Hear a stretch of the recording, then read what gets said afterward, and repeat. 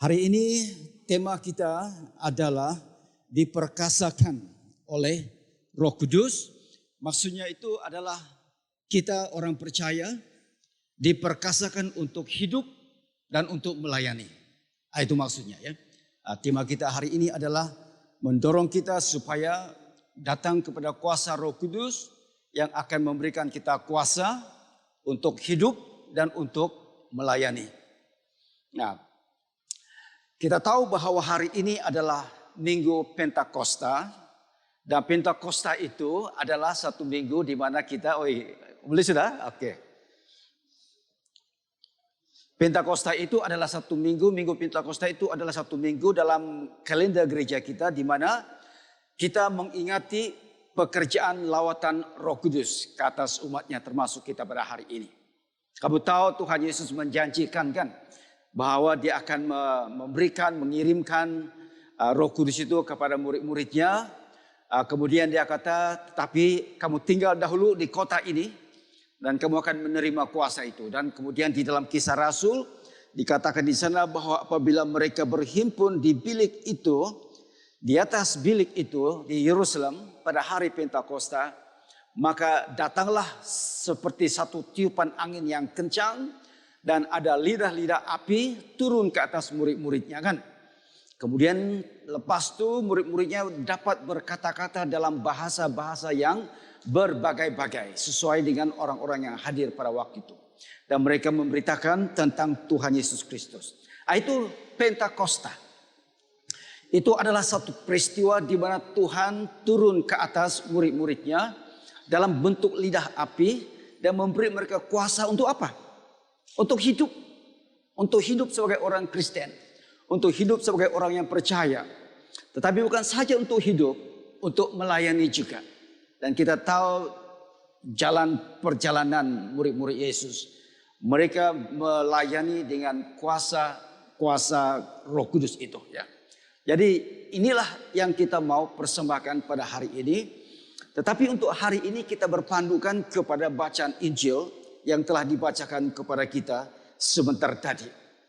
Jadi saudara dan saudara sekalian, diperkasakan oleh Roh Kudus ini mestilah bermaksud untuk kita supaya kita dapat kuasa untuk hidup dan untuk melayani.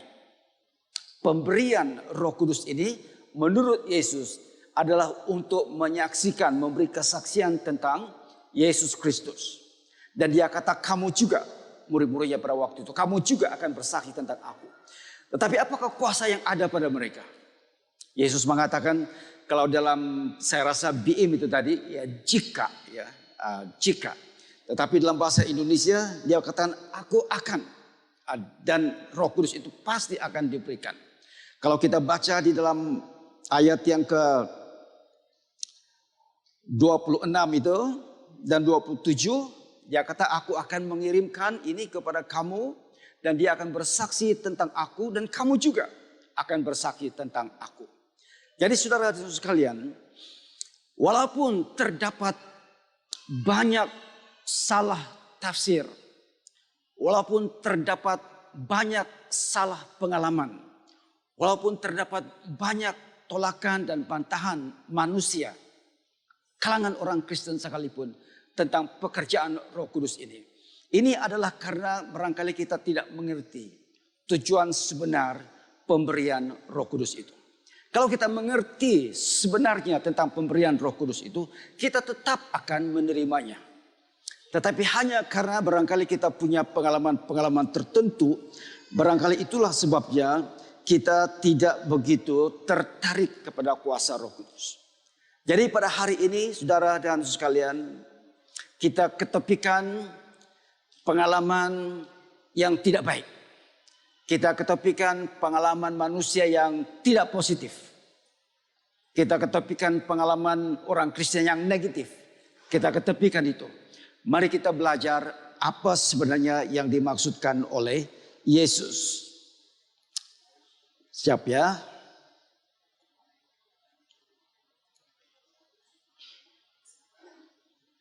Dan kita bermula daripada ayat yang ke-26 dan ayat yang ke-27. Yesus berkata seperti ini.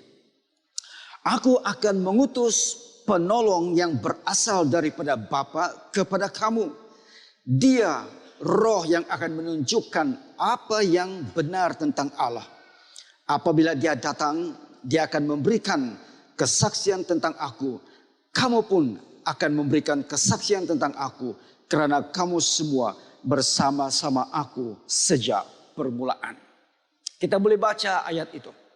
Tetapi satu perkara yang saya mau pastikan, saya mau tekankan di sini adalah bahwa pemberian Roh Kudus itu adalah atas janji Allah itu sendiri. Janji Yesus itu sendiri. Roh Kudus tidak datang dengan sendirinya. Roh Kudus datang karena diutus oleh Yesus. Yesus tahu bahwa pada waktu itu Yesus menuju kepada pengakhiran pelayanannya di dunia ini, di bumi ini. Dan dia tahu bahwa murid-muridnya akan kehilangan satu perkara, yaitu Yesus tidak bersama-sama dengan mereka. Dan Yesus tahu bahwa mereka juga akan merasa kehilangan sesuatu. Dan Yesus mengerti tentang keperluan itu. Dan satu perkara itu yang tidak diminta oleh murid-muridnya adalah satu kuasa itu. Satu kuasa. Kuasa untuk mereka berjalan. Kuasa untuk hidup. Kuasa untuk meneruskan perjuangan. Dan kuasa itu adalah kuasa Roh Kudus. Tuhan Yesus kata, aku akan mengirimkannya kepada kamu. Dan kepada kita yang mempunyai pengalaman yang negatif tentang pekerjaan Roh Kudus ini, ketepikan itu dulu. Ketahui maksud sebenar pemberian ini. Yesus kata, aku akan memberikan ini kepada kamu. Tetapi kita juga tahu bahwa ini tidak akan menjadi kenyataan 100% selagi Yesus masih ada di bumi. Ini hanya akan diberikan oleh Yesus setelah dia terangkat ke atas. Dan itulah yang saya katakan sebentar tadi di dalam kisah Rasul itu. Mereka berkumpul ya.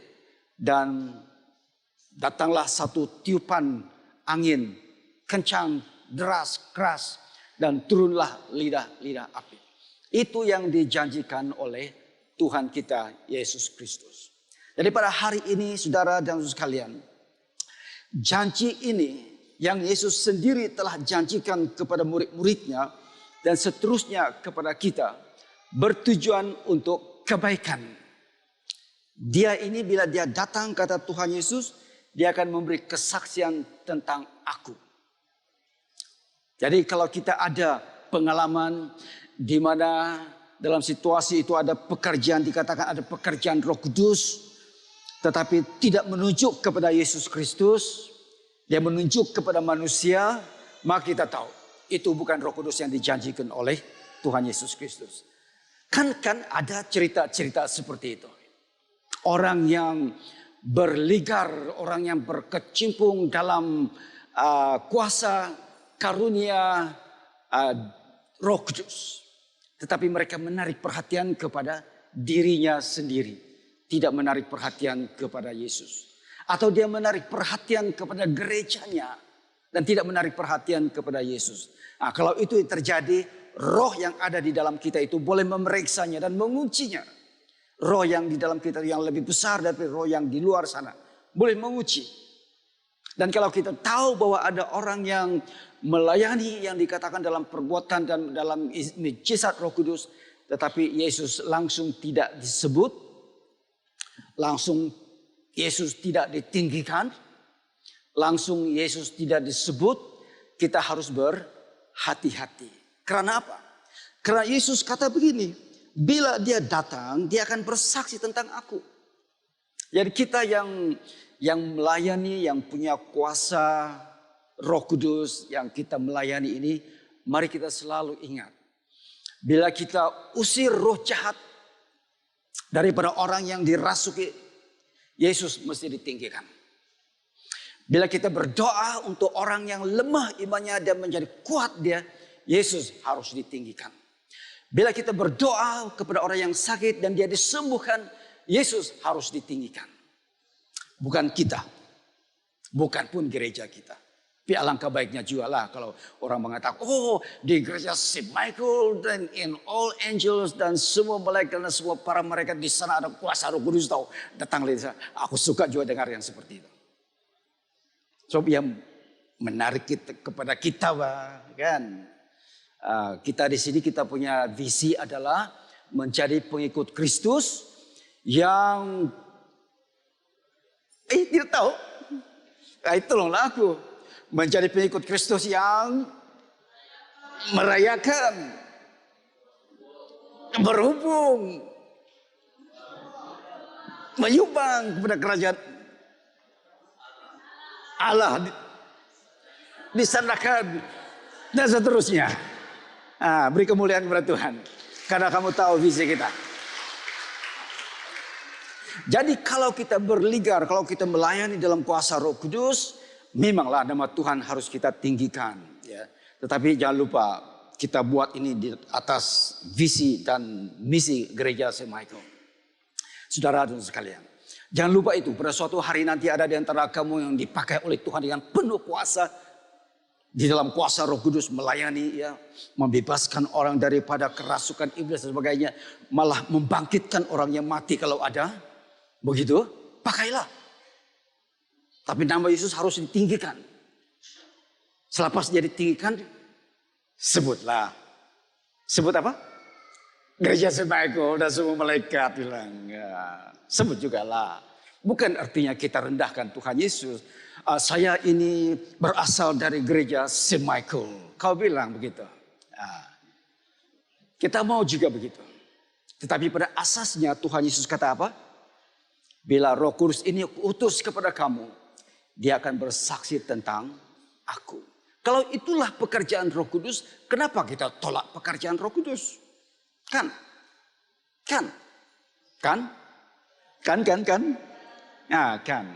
Ya.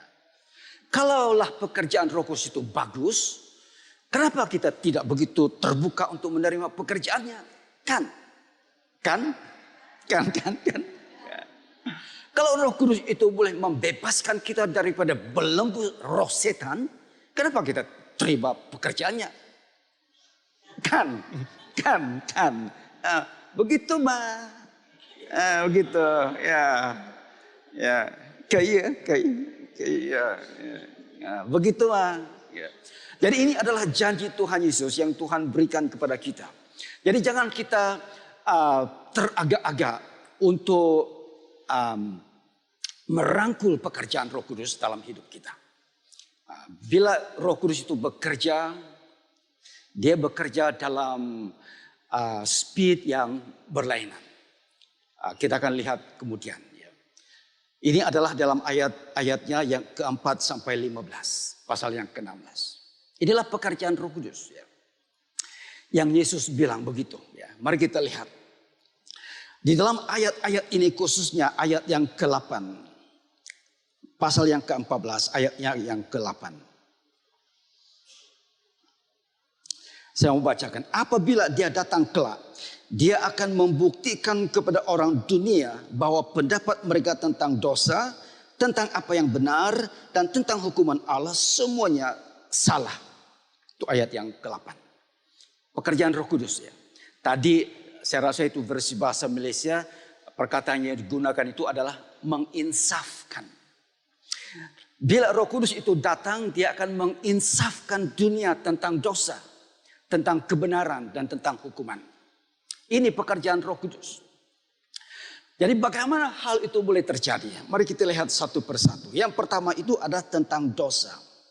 Apabila Roh Kudus bekerja melalui penyampaian firman Tuhan, melalui kesaksian kamu, melalui pelayanan kamu, bila Roh Kudus bekerja, apa dia buat? Dia akan menghisapkan manusia tentang dosa. Kan? Tidak ada satupun manusia yang boleh datang kepada Allah karena semua manusia itu berdosa dan jauh daripada kemuliaan Allah. Bila kita bercakap begitu, dunia akan mendengar. Dan kita bilang, tetapi kita tidak mungkin dapat menikmati kebaikan Allah itu kalau kita masih ada dosa. Dosa itu harus dialihkan. Dosa itu harus diselesaikan, kita bilang. Dan Roh Kudus yang bekerja, dia akan sabitkan dalam pikiran kita rasa bersalah itu. Dia akan insafkan kita tentang salah kita itu. Yang dosa yang memisahkan kita itu. Itu bukan pekerjaan kita, itu pekerjaan Roh Kudus. Itulah sebabnya bila kita bercakap tentang penginjilan ya. Ramai orang rasa ragu-ragu untuk menginjil karena bagaimana kalau saya ditolak ya. Bagaimana kalau orang itu tidak percaya ya. Seolah-olah seluruh penginjilan dan kesaksian kita itu bergantung kepada apa yang kita cakap, kekuatan kita. Tetapi sebenarnya firman Tuhan mengatakan Roh Kudus yang bekerja. Jadi sampaikan saja ayat-ayat itu. Sampaikan saja kesaksianmu itu. Sama ada dia terima Tuhan Yesus atau tidak, itu serahkan kepada pekerjaan Roh Kudus. Tanggung jawab saya hanya menyampaikan. Hasilnya adalah Roh Kudus. Kalau itu pendekatan kita terhadap penginjilan, itu memudahkan kita untuk menjalankan kehidupan kita dan pelayanan kita. Jadi ini cara Roh Kudus bekerja. Dia menginsafkan seseorang tentang dosanya. Dan Roh Kudus bekerja melalui siapa? Melalui orang-orang yang percaya. Seperti kamu. Kamulah yang menjadi seperti landasannya itu.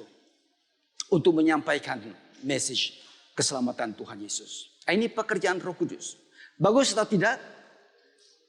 Bagus. Kamulah hasilnya itu. Kamulah buah-buah itu. Ya kalau itu bagus, kenapa kita tolak pekerjaan Roh Kudus? Kan? Yang kedua, saudara, adalah mengenai dengan kebenaran. Dikatakan di sini dalam ayat yang ke-10, pada pendapat mereka apa yang benar itu salah karena aku pergi kepada Bapa dan kamu tidak akan melihat aku lagi. Bila Roh Kudus datang, dia akan menginsafkan dunia tentang apa yang benar. Apakah yang benar? Dalam dunia ini banyak informasi yang kita terima. Semuanya menuntut perhatian kita. Semuanya mengatakan inilah yang benar. Tetapi apakah yang benar? Waktu Pilatus berhadapan dengan Tuhan Yesus, dia juga bertanya, apakah yang benar? Saudara sekalian, dunia semada kita sadar atau tidak, sentiasa bertanya soalan ini, apakah yang benar? Inikah yang benar? Itukah yang benar? Apa yang benar? Hari ini, apapun kedudukan kita, kita sentiasa mencari apa yang benar. Dan yang benar itu membebaskan kita kan. Bila kita mengetahui apa yang benar, kita puas hati. Karena pencarian kita itu dapat dijawab. Apakah kebenaran yang mutlak? Apakah kebenaran yang sebenarnya? Kebenaran yang sebenarnya Yesus mengatakan bahwa Allah telah mengutus Yesus ke dalam dunia. Itu yang benar. Dunia tidak akan dapat mengerti kebenaran ini kalau Roh Kudus tidak bekerja. Untuk menginsafkan dunia tentang kebenaran itu. Dan melalui siapakah kebenaran itu disampaikan? Melalui kamu. Orang-orang Kristen. Yang sudah dibaptis dalam nama Bapa dan Anak dan Roh Kudus. Kita semua ada Roh Kudus itu. Terserah kepada kita mengizinkan Roh Kudus itu bekerja melalui kita. Karena tidak tahu semada kamu pernah mengalami pada satu waktu ada dalam hati kamu satu gerakan yang sangat kuat untuk mengatakan sesuatu firman Tuhan kepada seseorang ini. Dan kamu tidak memberitahunya. Dan kamu menyesal, punya dalam penyesalan. Kenapa saya tidak bagi tahu dia? Sedangkan ada seperti satu gerakan dalam hatiku. Anggaplah itu pekerjaan Roh Kudus. Yang memberi kamu satu perintah. Katakan kepada orang ini, Tuhan mengasihi dia. Sebelum dia hembus nafas terakhir, katakan kepada dia, Tuhan mengasihi dia. Kalau ada begitu, katakan. Sebab penyesalannya sampai ke liang kubur kalau kita tidak buat. Ada satu orang bersaksi tentang satu kejadian. Orang ini sudah tenat dia sakit. Dan seperti Roh Kudus memberi dia satu gerakan. Berdoa untuk kesembuhan. Dan dia kata, saya mau berdoa tapi saya ragu-ragu. Boleh sembuhkah tidak? Malu pun nanti. Dia tidak berdoa. Dia pergi saja. Lepas itu orang itu betul-betul meninggal dunia. Jadi hari ini orang itu bila saya jumpa dia, saya boleh ingatkan dia penyesalan masih ada atau tidak. Dan pasti dia akan mengatakan saya menyesal. Karena tidak mendoakan dia pada waktu itu. Sehingga peluang itu hilang. Begitu saja. Hilang. HILANG. Hilang. Menyesal kan? Kan? Ya. Kalau ada di antara kamu di sini yang pernah ingin berbuat sesuatu kepada rakan kamu, tetapi kamu tidak melakukannya karena kamu lalai dan terlepas peluang itu, jangankan kepada Tuhan, kepada sesama sendiri. Dan selepas itu hilang peluang itu sudah. Menyesal atau tidak? Menyesal, saya jawab. Menyesal. Kan?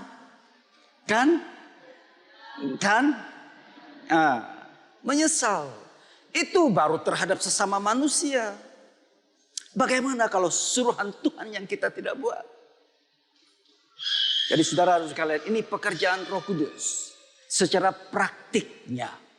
Saya tidak bercakap tentang doktrinnya. Saya tidak bercakap tentang falsafahnya. Saya tidak bercakap tentang teologianya. Ini praktiknya, ini amalinya. Bila Roh Kudus bekerja di dalam hidup kamu, lakukannya. Karena kalau tidak, kamu akan menyesal. Dan saya percaya ramai di antara kita di sini banyak penyesalannya seperti itu. Karena kita alpa bin lalai. Atau alpa binti lalai. Kalau laki-laki yang alpa bin lalai. Kalau wanita yang alpa binti lalai. Saya percaya banyak di antara kita, ramai di antara kita di sini punya penyesalan yang seperti itu. Ambil waktu saudara dan sekalian. Ya Allah, kau bilang kembalikan kepadaku peluang itu. Kalaupun bukan pada orang yang sama, tapi orang yang lain. Supaya saya dapat melakukan pekerjaan Tuhan dalam hidupku. Ingat, Roh Kudus memperkasakan kita untuk hidup dan untuk melayani. Yang ketiga, tentang hukuman.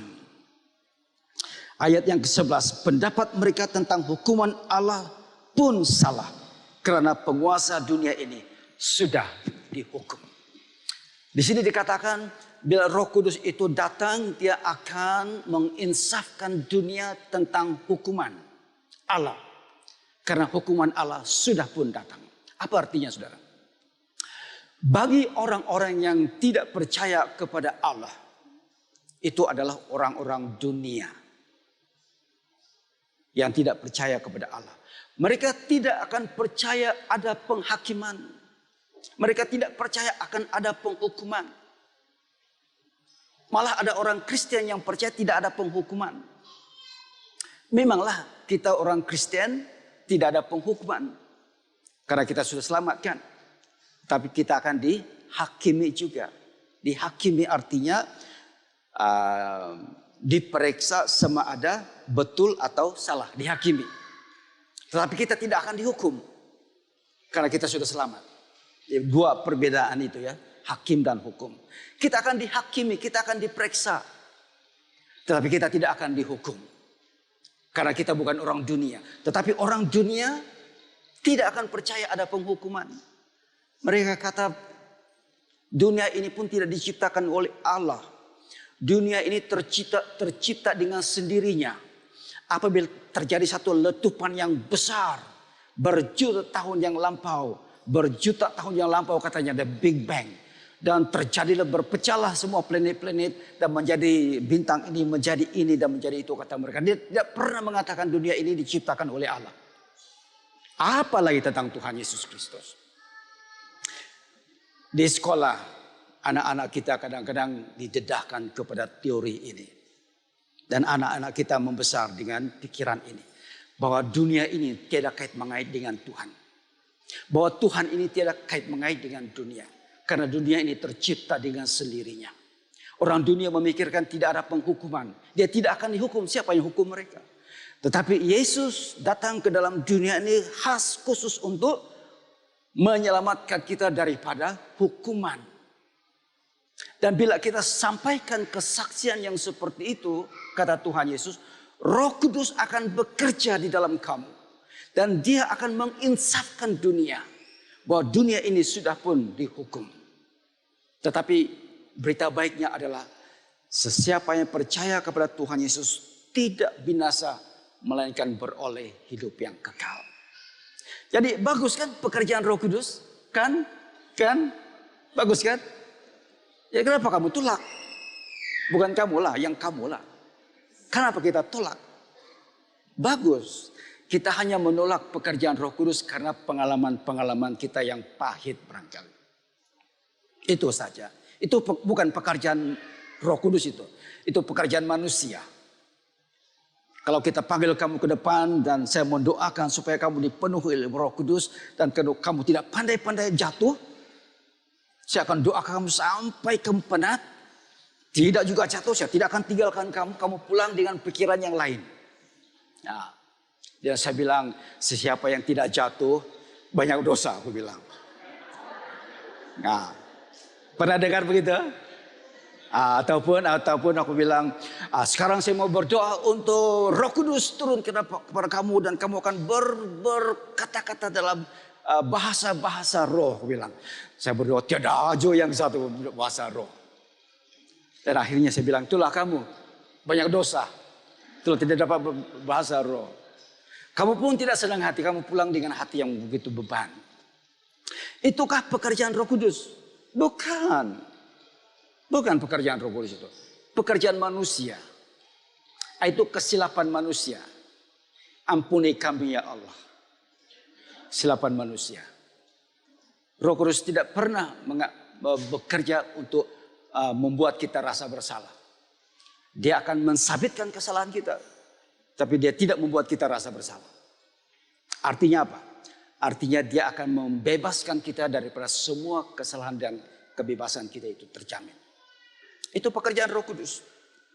Jadi saudara dan sekalian, yang terakhir, yang ketiga ini adalah kita bercakap tentang janji Roh Kudus, kita bercakap tentang peranan Roh Kudus. Satu lagi yang saya mau kongsikan di sini adalah buah Roh Kudus. Kita yang sudah dibaptis ini di dalam nama Bapa, Anak dan Roh Kudus ini, kita juga ada Roh Kudus. Saya katakan awal-awal tadi kan, terserah semua kamu, semada kamu membenarkan Roh Kudus itu bekerja atau tidak. Kalau kita membenarkan Roh Kudus itu bekerja, salah satu yang kita dapat saudara itu adalah Galatia pasal 5 ayat 22 sampai 23. Kamu bacalah sendiri.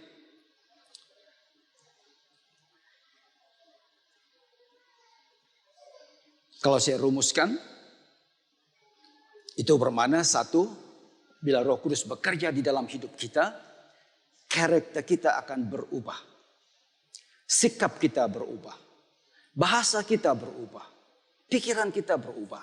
Tindak tanduk kita berubah. Kalau dulu kita benci Tuhan Yesus, sekarang kita suka dia, kita sayang dia. Kalau dulu kita mau mengkhianati, sekarang kita pula yang sengsara karena dia. Seperti Rasul Paulus. Dulu aku mengkhianati Yesus, sekarang aku sengsara karena itu. Saudara dan sekalian, hari ini bila kita bercakap tentang kuasa Roh Kudus, mari kita pusatkan pikiran kita kepada diri kita sendiri. Dan satu perkara yang saya mau tekankan di sini adalah pemerkasaan Roh Kudus itu adalah untuk kita hidup dan untuk kita melayani. Kita mau supaya kuasa Roh Kudus terus bekerja dalam hidup kita. Menolong kita untuk hidup, menolong kita untuk melayani sampai selama-lamanya, sampai memutih rambut kita. Kita terus melayani. Sampai ujung nafas kita terus melayani. Karena apa? Karena untuk itulah Roh Kudus diberikan kepada kita.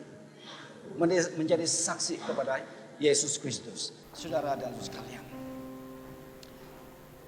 Dan mari kita fokuskan sisa hidup kita ini untuk menjadikan Tuhan Yesus lebih besar dalam hidup kita. Mari kita memikirkan bahwa hidup kita ini adalah untuk Yesus. segala-galanya. Dan tiada lagi yang lain kecuali Yesus Kristus saja.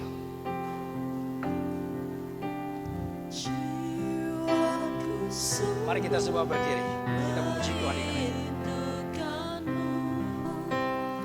Hatiku haus padamu, ku mau selalu tinggal di dalammu, menikmati kebaikanmu.